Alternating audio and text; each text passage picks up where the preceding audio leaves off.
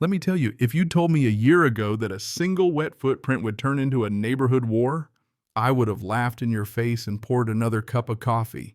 But here I am standing in the wreckage of my own backyard, wondering how a bunch of pool towels and a broken gate got me on a first-name basis, with 3 different county clerks and half the sheriff's department.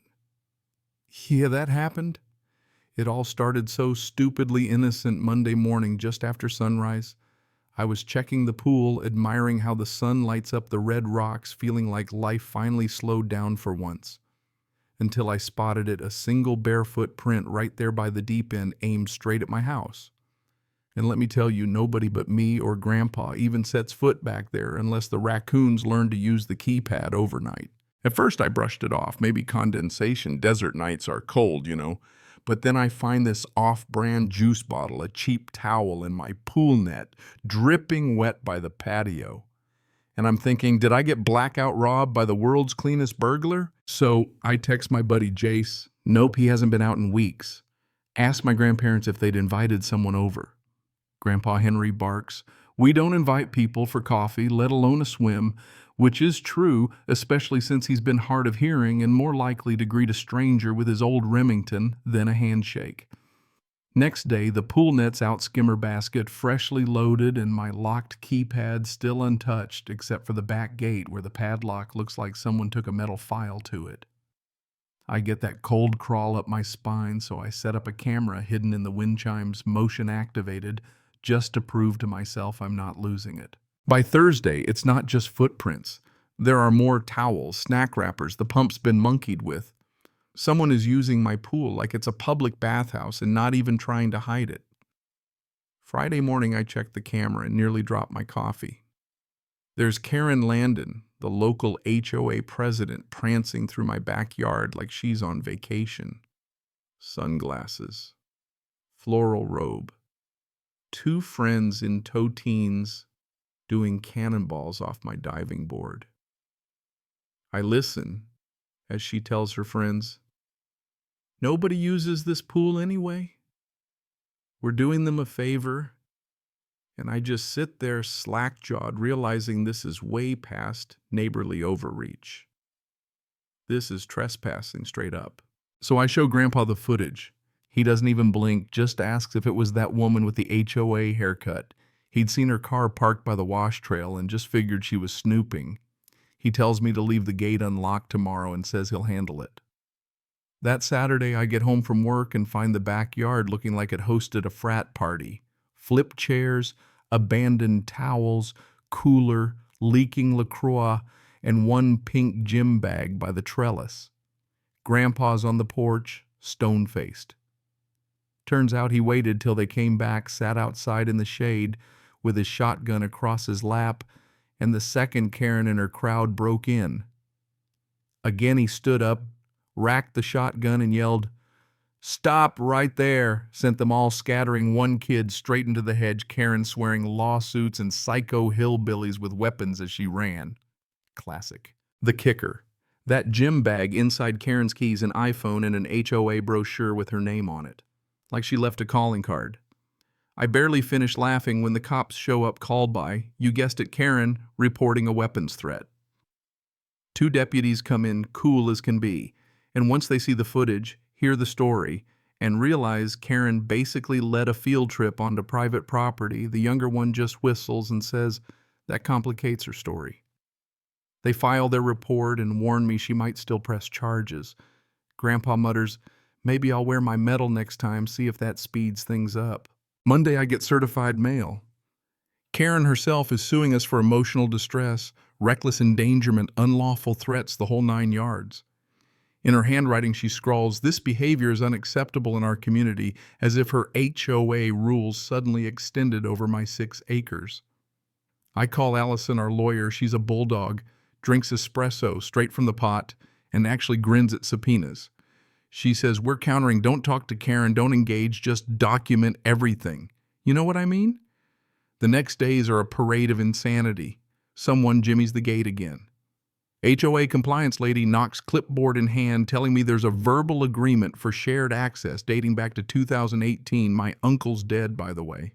Grandpa's behind me, points at the gate, says, "Ma'am, this isn't an HOA matter. This is a trespassing and fraud matter, and that's that, or so I wish." But then the flyers show up accusing us of blocking community pool access. Our pool circled in red on a blurry Google Maps printout. Karen's posting on Facebook calling our property a fortress. People are actually talking about organizing a protest. Allison ramps up. We file for a protective order log every incident. Even our neighbor, Mrs. Holloway, gets dragged into it. Karen claims she and my uncle had some community agreement, but Mrs. Holloway laughs, says my uncle made her sign a waiver just to sit by the pool once. Then it goes nuclear. Karen forges an agreement signed with a signature so fake my third-grade self could have done better, claiming all HOA members can use the pool by daylight. Allison's forensic team busts her signature doesn't match any legal record. Karen's lawyer tries to dismiss our countersuit, painting us as territorial hillbillies. Grandpa actually laughs out loud. Didn't know being old and cranky was illegal now. Next thing, cops show up again. Anonymous tip about livestock neglect and weapons discharge. All we got is a turtle named Marbles and a shotgun that's mostly a family heirloom. Online Karen's calling Grandpa a threat to neighborhood safety. Some folks back her up, others call her out. You're trying to turn your trespass into a timeshare. The HOA board split, one guy. Mike comes by, says Karen's trying to get an official claim for shared utility access passed. We lawyer up even harder, title attorney, notary, county, survey, the works. Then comes another legal letter, this one threatening community action or even property seizure if we don't comply.